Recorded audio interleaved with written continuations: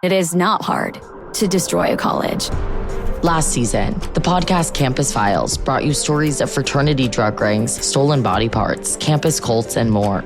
And now, Campus Files is back for another season. There's a guy screaming into his phone. He's like, I just saw Charlie Kirk get assassinated right in front of me. Every week is a new episode and a new story. It was so chaotic. It's almost like a university under siege. Listen to and follow Campus Files, available now wherever you get your podcasts. Hello, travelers. My name is Grace Simmons, and this is the Random and Wonderful podcast. Settle in and listen to stories of wanderlust and transformation as you gain tips to inspire your next travel experience. The Random and Wonderful is brought to you by the Amethyst Palava Hut, LLC.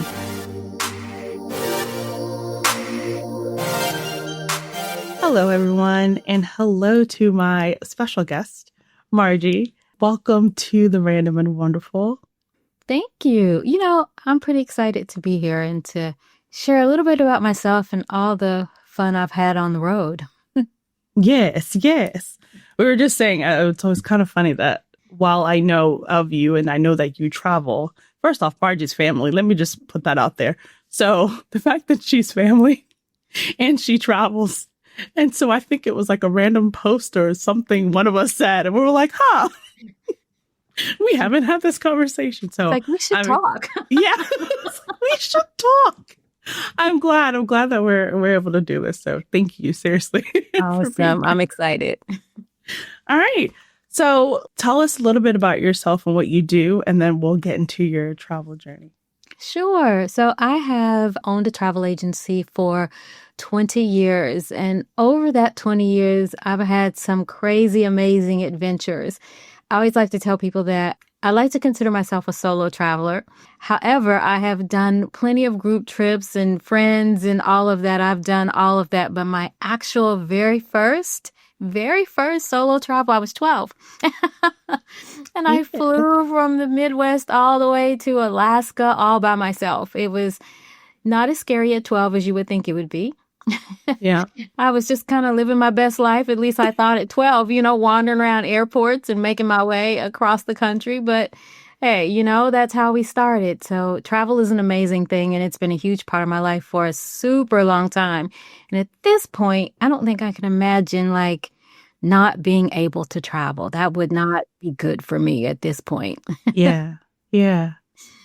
What took you to Alaska and from Missouri to Alaska? I know. At 12. It's such a long, sordid story, but the short version of it is I was going to meet up with my dad.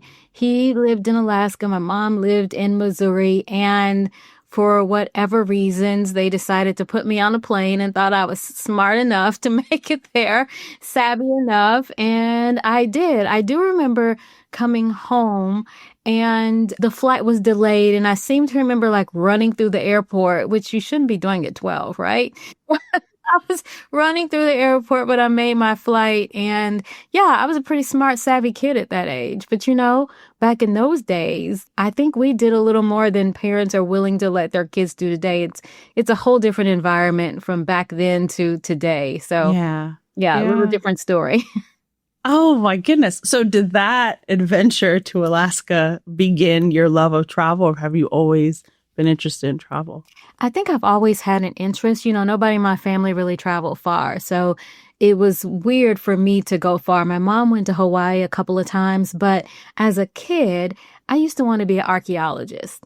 And I know that sounds crazy, but I used to dream of going over to Egypt and digging up bones and tombs and all of that.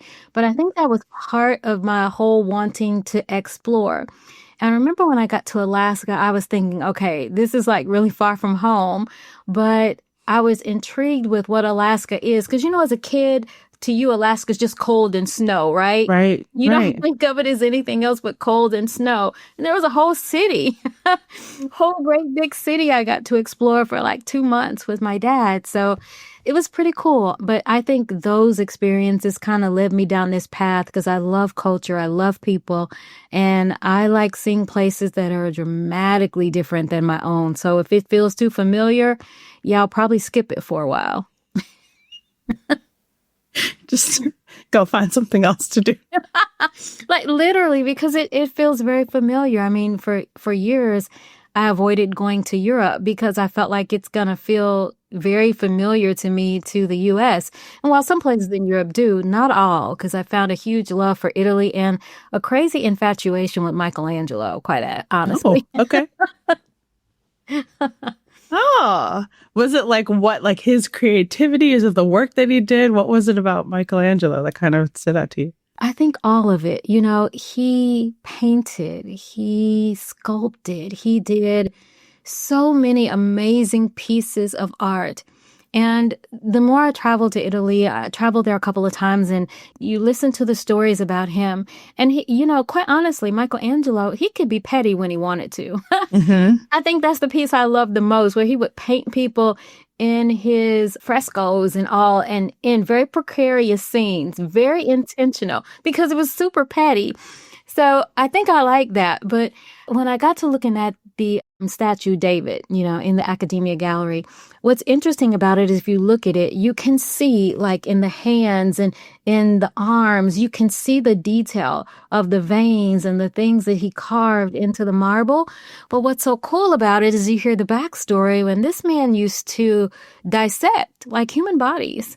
So he could learn how to sculpt them to realism. It just is amazing. So yeah, I'm totally infatuated. Probably more so with the petty part because it just makes me laugh. I remember hearing about that, and like there was an expert that was walking someone through the paintings, and he's just like, and that in that very interesting position is this other person. And you're like, oh my gosh, like Yes. it takes time to paint that. He was really good at doing those sorts of things. So I'm infatuated. But anybody that has that kind of creativity, when you look at even at his unfinished works, one of the things that literally took my breath away, not even the statue itself, but what the guide was telling us about him. She said that Michelangelo, let me see if I can say it correctly, he didn't ever go with the intent of sculpting something that he had in his brain. He said the sculpture was already inside. He was just freeing it. I'm just like, it just blew my mind. I'm like, this man, the way he talks and the way he thinks. Yeah, I have a little infatuation with him. I don't know. It's incredible. So what can you share, like a travel experience or story that's impacted you? Yeah, you know, I'll say the first time I went to Dubai, I was on my way to India and I had a stopover in Dubai. And so I decided to spend a few days there. And when I got to Dubai, this was a while ago now, Dubai is very different from when I visited the first time. But when I got there, I was a little nervous. You know, here I am in the Middle East by myself. I don't know anybody. Nobody knows me. But my driver picked me up, took me to the hotel. It was all great. I hired a private driver because I knew I was going to have a lot of questions and I didn't want to be in a group setting and try to get my question in. I just wanted time with my guide to learn more about this new country I'm in. So I remember having a conversation with him, and he started out by telling me, he said, I'm from the Middle East, and by the end of the day, you're going to have to guess where I'm from. And I'm like, oh, goodness. Okay, I'm not that versed in the Middle East, but I'm going to try. So we tour all day. He's cracking jokes, making me feel comfortable. We're laughing and giggling, and he's showing me all over the city. I was with him for about 4 to 5 hours that day. He showed me all over the city. And we finally get to Old Dubai and the call of prayer goes out and I could hear it, you know, everybody can hear it going out. And you could see people coming out of their stores and out of their shops and they're going down into particular areas to pray. And there was one area I could see a bunch of people down there and I asked him if we could walk down there. He said, no, it wouldn't be appropriate. I'm like, okay, I understand. But he turned around and he points out to me that Old Dubai is mostly men out there during the day. The only time you'll see women out is if they really need to come run out and pick something up. But I didn't realize it till he said that. But I was one of the few women out there. And then he says to me, you have to guess where I'm from. Now's the time. You have to guess. And I'm like, oh my goodness. Okay. So I'm throwing out random places in the Middle East. And he stops me and he's nope. And then he tells me he's from Afghanistan. And it kind of took me by surprise. And I stopped and I asked him, I said, well, I didn't ask him. I said to him, you know, our countries really don't get along. And he looked at me and he said, Margie, he said, you're right. But he said, you have to remember, he said, there's angels and demons everywhere. And I just stopped and I thought, oh my gosh, I got back to my hotel and I won't even lie, I just bawled like a baby because I felt like I had been so guided in my thoughts by what I see in the media, what the news tells us, that, these entire countries hate us and all of these things, and all of that was rolling around in my head. And I just bawled like a baby that night. So the next night I get up and I have a desert tour. And so the guy that I rode back to my hotel with, it was different from the guy that took me, but the guy I rode back to my hotel with, he's from Pakistan. And I'm having a really great conversation with him, asking him about America, what he knew about America, all of that. He told me his family was still in Pakistan, and the reason that he was in Dubai was he was working and sending money back to his family. And he said to me that he thought America was a great country and he wished that he could afford to bring his family here. And immediately in my head, I thought, even if he could, will we let that man just live here in peace? I was so in my head about it that we wouldn't let him live in peace. We would think he was a terrorist or something else. And it just kept showing me how my head was my thoughts were so manipulated. Again, I bawl like a baby. I'm just like, oh, I got to get all of this out of my head. But it was probably the most profound trip I had ever taken. I left there, because you're dealing with Islam when you're in Dubai. I left there and went to India and spent about a week in India, and there's Hinduism there. And just the overwhelmingness of getting to know two entirely different cultures with two entirely different religious beliefs. And you go from a very luxe environment and all these preconceived ideas in your head, and then you go to another environment that is not as luxe, and there's way more people, and it's way more overwhelming, and just the sounds and the smells and the animals and the people and the tuk-tuks and the rickshaws. And I'm like, what is happening here? By the time I came home, I was like, okay, I'm going to need a couple of weeks to kind of get my head together and figure out some things. But I think it's the thing that made me want to travel further and to talk to people more and to get to know cultures and appreciate them based on what I know and my own experience, rather than all the things I've heard growing up and all the things I've seen in the media. Changed my life, literally. Yeah. What a moving experience, too.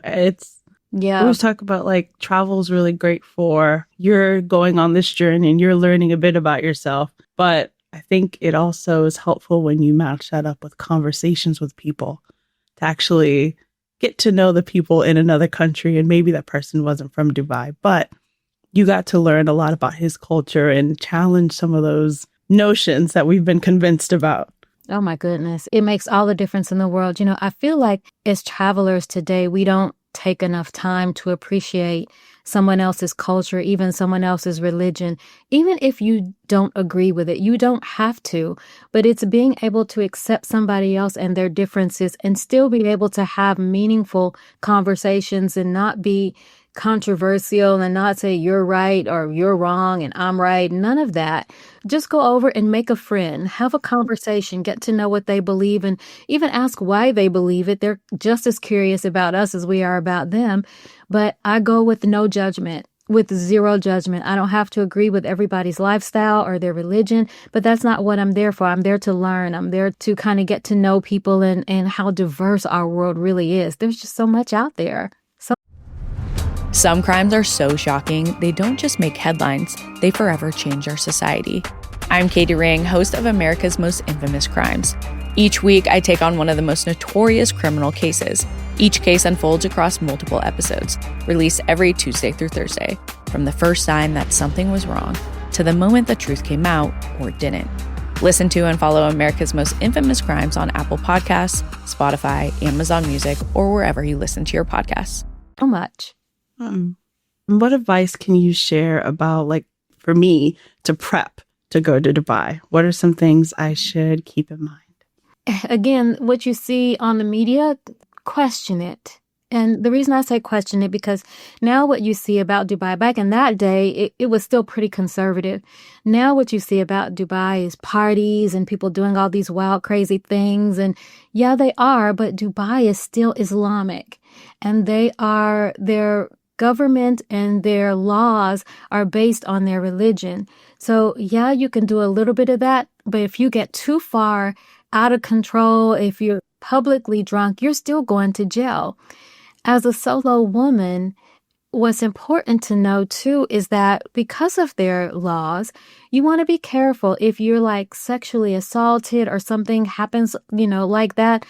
Hopefully that never happens. And if it does happen, it's going to be from someone who's a visitor. It's likely not going to be from a local. But if it does happen, you need to go right to the U.S. Embassy. Just skip all the police. There are laws that talk about, what happens in those instances. And if it were me, I would just head straight to the U.S. Embassy and let them deal with it and just bring myself home. I wouldn't be sitting in a police station trying to deal with that over there in a country that has rules and regulations about having any sort of relationships outside of marriage, whether it was consensual or not. So it's just things you need to know and things you need to be careful of. Dubai is amazing. It's an amazing place, and it's full of culture. If you get outside of the biggest this and the biggest that and kind of dig a little more into the culture and maybe even some of the other Emirates, like Sharjah is wonderful or Fujairah is wonderful. If you get outside of Dubai and really get to the heart of the UAE culture, you will absolutely love it. It's an amazing place. Thank you. What's a moment, maybe upon reflection or just in the way that you've noticed you approach a situation, where a lesson that you learned during a travel or one of your journeys showed up? So I've had some really interesting experiences. Let's see, a lesson that I've learned, obviously, is just not to pay attention to all the media reports. But, one of the things I think I'm starting to figure out is overall, when I travel, I used to always be afraid that what's going to happen? Are these people trying to do something to me or hurt me, or is this safe? I think I've gotten past that. I'm to the point now where I realize that these people are just going about their day just like I am if I see a visitor here in my city. I'm not paying them any mind at all. I'm going about my day. And if they need some help and they ask me, I'm happy to offer some advice. But most people that you come across when you're in another country are that way. Now, sure, there are some situations where you need to be careful. I remember one time in Morocco, we were in the Fez Medina, and I actually saw a guy try to steal another guy's cell phone. He was in his pocket and he just slid. It was right in front of me. He just slid it out of his pocket and the guy felt it and he put his hand on it and the guy, walked off really fast. Yeah. So there are situations, obviously, where you need to be careful because, time and opportunity is there. But as a whole, I haven't had any negative or crazy bad experiences out there. It's just life. People are out there living life and you're just out there living your best one, amongst them. So I've learned that I don't have to be so scary about doing everything and I don't have to be suspect of everyone. I can be a little at ease, but still, keeping in mind you're not home and you're in a foreign country. So I can be a little mindful of that without being crazy about it. Yeah. Common sense, but also curious. Yes, that's me. I like it. Okay. What are some of your favorite places to travel to? Oh, I have lots. Let me tell you, one of my favorite right now is actually Doha. I love Doha. I got there by mistake. And I've been 3 times now. The first time I landed in Doha was by mistake. I had a flight canceled. I was on my way to Nairobi and right out of New York, and my flight from New York to Nairobi was canceled and they rerouted me through Doha. And I'm like, I don't even know. Where is Doha? I don't even know what's going on here. That's my question. Doha is in Qatar. And Qatar is in the Middle East. So it's a tiny little place, but it's amazing. But I got there and I first fell in love with the airport. That sounds crazy, but I didn't even leave the airport. But the airport was so glamorous. I'm like, what's outside the airport? I just have to know. So my next trip over that direction, I purposely made a stop in Doha. And this time I took a tour and went out in the city. It was 113 degrees. It was so hot. Oh my gosh. It was so hot. It felt like an oven as soon as the door opened, but it was gorgeous. And I saw the most gorgeous sunset I'd ever seen. So this next time, the third trip, I spent a couple of nights in Doha and I love it. I Absolutely love it. It's not real touristy yet. Do you know how sometimes you go internationally and instead of you getting off the plane and walking right into the gate, you get off on the tarmac and then a little shuttle Get comes that? takes you over. Yeah. So Yep. a little shuttle comes picks us all up on the tarmac there and it drives us over to the airport. And the first stop they tell you is for everybody who's connecting. So everybody's getting their stuff and they're all getting off and the next stop is for people who were staying. Literally everybody got off. Oh, Except for me and my husband. Everybody got off. Nobody was staying. Everybody's flying through. And I actually took a video and I start laughing. I said, well, I guess we don't have a lot of tourists here. right. If ever there was a sign, that's it right there. It's pretty funny. But yeah, so if you want to see like an authentic Arabic country, then yeah, Doha's the spot. You go to Doha and spend a little time there. The other place I'll say is one of my favorites is a little tiny island in the Caribbean called Nevis. It is part of St. Kitts and Nevis. That's how most people would know it, but most people just go to St. Kitts. I'm the opposite. I stop in St. Kitts, take the water taxi straight to Nevis. I love Nevis. It's small. It's tiny. I know a lot of people on the island now. I even have a dog that's like my BFF over there. Aw, Cosmo. you have an adopted dog? Yes, he's my buddy. He belongs to the hotel owner that I usually stay at. So I know Cosmo very well. But it's my favorite place to go. You don't have to fight for a beach chair. I've been on the beach and sometimes it was just me. This is how small and beautiful it is. The people are amazing. I remember one time I was sick and a friend of mine's on the island. He brought me, I had like a sore throat and all this other kind of stuff going on. He brought me literally a honeycomb and some lemon and they made hot water for me. And there was a guy he was an herbalist and he made me a little concoction and they like seriously took care of me. They would stop by my room and say, do you need anything? I'm like, no, I'm great. But it was amazing. I love that place. My favorite. Oh my goodness. Okay, Doha and Nevis. Yeah, two completely different places, right? Yeah, but I like, I love it. That's the cool thing, though. Yeah. I know I always say, like, I love a beach. I love to be near water, but there are some other places where I'm like, you know what? I'm not much of a city person, but I'll go visit the city a little bit, or I'll go check out a desert and just see what's going on. Oh my goodness, I love the desert. I mean, it's hot, it's dry. Yep, get all that. But there's something about the solitude in the desert. Yes. Oh, it is just unmatched.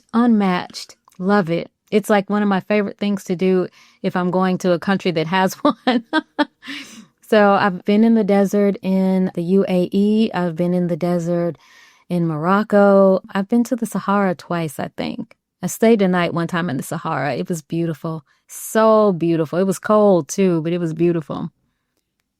So that's a thing that I think sometimes people forget, unless you've been to the desert here, like in the States, or for the people who live here as well. The desert can get cold at night. You should be slightly aware of that. Yeah. I mean, even if it's warm during the day, if you're going in the dead heat of the summer months or in that destination when it's super, super hot, then you're probably going to be comfortable at night. But if you're going when it's comfortable in the day in the desert, at night, it's going to be even colder. I think we were like in the low 80s during the day when I was there. And then at night, it got down to 40 degrees. It was 40 degrees. I showered in 40 degrees. I'm like, you were really, really pushing it. But that hot water felt great. It didn't last. I don't think anybody else in the camp got hot water. So I made sure I got my shower first. Strategies. I see. I love it. Yes. They were all having wine around the fire and I was showering. Enjoy this hot bath. Yes. When you went to Doha the 3 times, did you end up going around the same time? Yes and no. I've gone at different time periods. So the first 2 times it was around a similar time.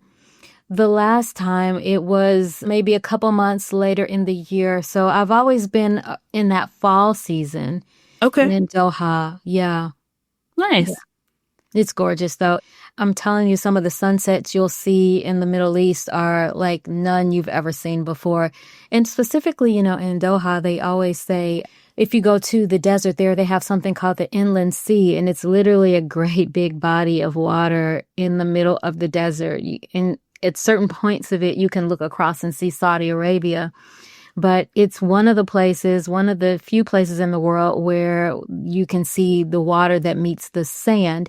Namibia is the place most people would think of, where the dunes just kind of, slide into the water. Well, Doha would be the second. Do you have a dark curiosity? Follow and listen to Heart Starts Pounding on the free Odyssey app or wherever you get your podcasts. Oh my goodness. If you can't tell, you're selling me on Doha. You're going to go to Doha after this. I need to check back with you, get some more information. That sounds lovely.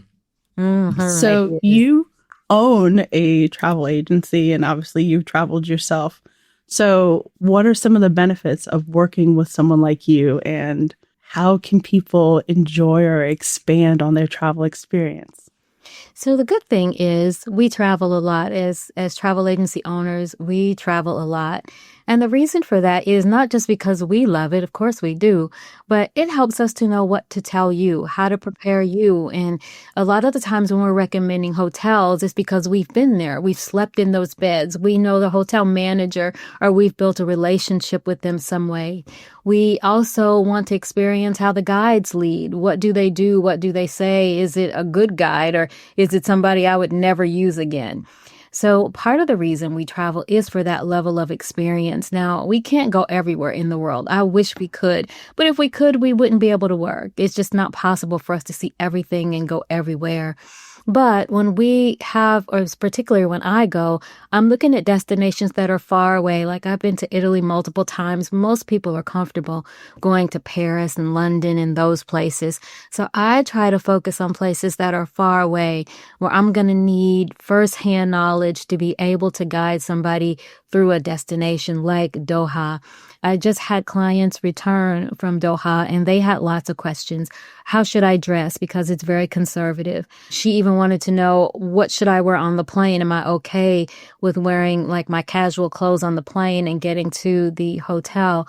But those sorts of things, culturally, what do you need to know? Because there are cultural differences, even down to things like whether you can take certain medications with you or not, whether they are prescribed by a doctor or not. Even some over-the-counter medications aren't allowed in certain countries.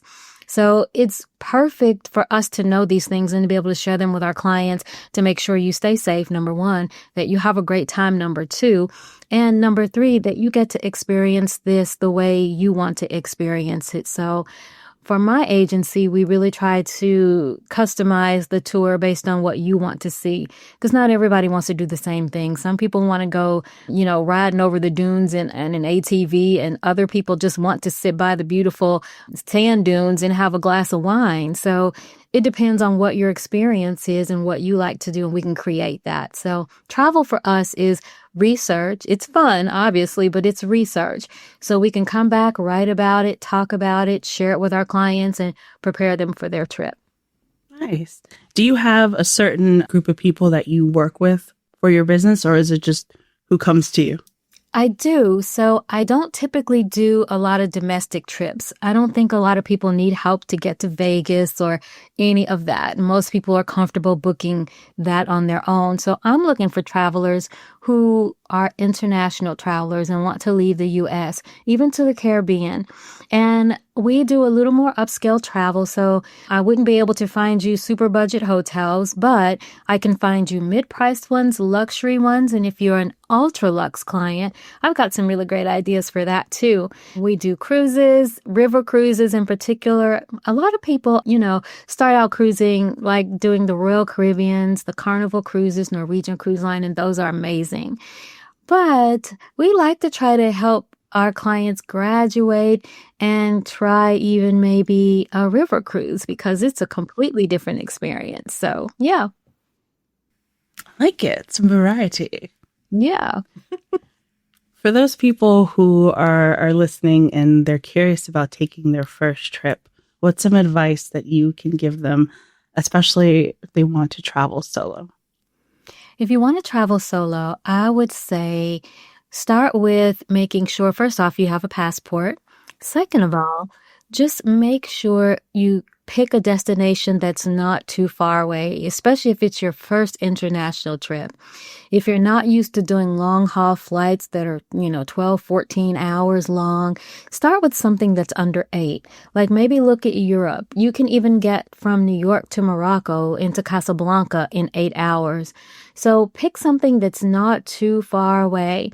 And if you have trouble picking something, then, we can help with that as well. But look at the destinations that you really want to see and kind of figure out what you like to do. And then work with a travel professional, particularly if it's your first trip. Don't book that by yourself. There's so many unknowns if you haven't been out there. You want to help somebody to help you navigate visas and entry requirements and all of those things. And if you're not confident in figuring that out yourself, then, we do that really well. With flights and all, you want to make sure that you have some time in there. When you're coming back into the U.S., you've got to clear customs. So an hour layover is not going to cut it. You are likely going to miss your connecting flight. It's just not enough time. At minimum, you want 3 hours on that layover coming back. And granted, it may not take 3 hours to get back into the country here in the U.S. However, if your flight is delayed, even the slightest little bit, then you've got some built-in time to get you onto your next flight. So don't cut those layovers short when you're booking those flights, coming back to the U.S. And if you're like some of us who actually like hanging out in airports, you have time to wander and shop. I'm that girl. I route through airports that I love. I'm that girl just to go eat at a restaurant in an airport that I love. Yes, because some of them are very nice. I have to tell you one of the things I do, and I know this is crazy, but it's now become a habit. So I try to fly out of New York. If I'm flying internationally from Jacksonville, I go to New York. Most times, I'll say 90% of the time. But I do that, and I leave super early in the morning, first flight out, the very first one. Even if my flight out of New York doesn't leave till 2, 3, 8, 9 o'clock at night, I take the very first flight out of Jacksonville to New York. And when I get there, I check into the TWA hotel. I get a day room and I check into the TWA hotel. I drop my luggage off. I come back down. I go to the little Parisian cafe and have a super expensive but really delicious breakfast. Oh. And then I'll just hang around, watch TV, and just kind of relax until it's time for me to come back down for my flight. So instead of hanging around at the airport lounge, I'm in the TWA hotel. Yes. It's so indulgent, but I love it. It is, but that sounds like such a neat plan. I love it. I absolutely love it. And it's really cool because they have a lot of things to do at the TWA hotel. Actually, they have the best gym you'll ever find in any hotel. And it's full of Peloton bikes too. It's just huge. They have a pool that's heated that you can go and watch the planes take off. Ooh, yeah. And they have a bar and a refurbished plane. So so much fun stuff to do. So I just go hang out at the TWA hotel instead of the airport lounge in New York. You already have so much fun before you left the country. It's like a little mini vacation before you get on the plane, It sounds like it. You have a whole day excursion. To the destination. Let's start now. I love that so much. Yeah, that's how I travel. That's awesome. Okay. Could you please share the name of your website where people can find you? Yeah. So if you're wanting to chat, want to book a trip, you can visit jordanexecutivetravel.com. What is your favorite self-care practice that maybe you've acquired during your travel or that you implement during travel? So it's either going to be one or two of two things. International travel is stressful. I come back, I'm sore, I'm achy. You're in those airplane seats for, 14, 16 hours traveling through airports. And, before you know it, you've been on the road literally for sometimes, 20, almost 24 hours. And I'm tired. I'm achy. I just want a little self-care. So what I've gotten into the custom of doing is one of two things. I'll either try to get a massage as soon as I get home, or I will go spend some time in a hot sauna with red light therapy. Yes. And I spend, about 45 minutes in there just to kind of ease the achy bones and try to just reabsorb myself. And I usually will put my headphones in and listen to some calming, like meditation music to just try to recenter, because it's a lot. It's a lot of interaction in a little short time. You're packing up, you're coming home, you're moving through airports, you're security lines, people everywhere, and it's just a lot. So for me, I need a little solitude and I need a little me time. So I'll do like the red light, the dry saunas, not the hot steamy ones, but the dry ones. And with the red light in it, and they're mood setting. So you can change the lights to different colors, and it's the best. It's the best. It's a nice re-entry practice, Yeah. I tried those. I tried the infrared, I think like last year, and I was like, this is lovely. And I'm not like, you sweat a little bit, but it's not like going into a sauna. Oh, I love it. I love it. It's like my favorite thing to do. That's awesome. Okay. Thank you so much. Those are additional tips. Actually. Yeah, nice. love you. We've got New York. I've got Doha. Getting a massage as soon as I get back. Perfect. Yeah. Margie, thank you so much again for being a guest and just sharing your knowledge and your experience with travel. This has been awesome. I'm glad I finally got you on here. Thank you. This was a lot of fun. I'm glad we could do it. Hey there, Grace here.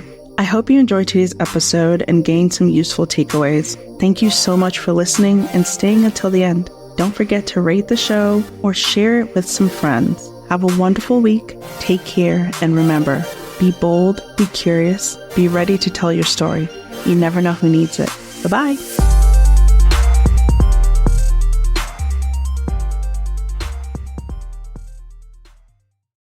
Do you have a dark curiosity? Heart Starts Pounding, Horrors, Hauntings, and Mysteries is a weekly podcast hosted by me, Kaylin Moore. Check out Heart Starts Pounding on the free Odyssey app or wherever you get your podcasts.